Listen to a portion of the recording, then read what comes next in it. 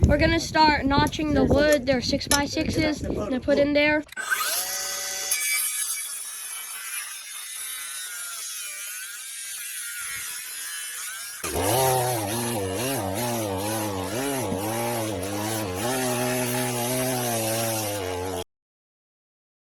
Concrete.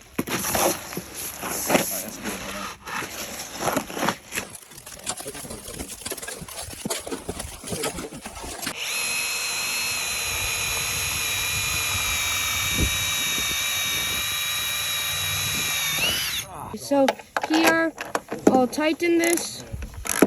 It's the carriage bolt, and you can see kind of the split lock washer compressing.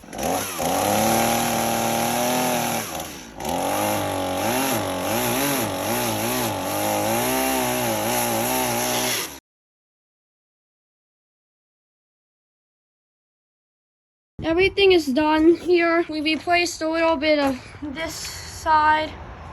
We put in the carriage bolts. I didn't get all of the 3 in here.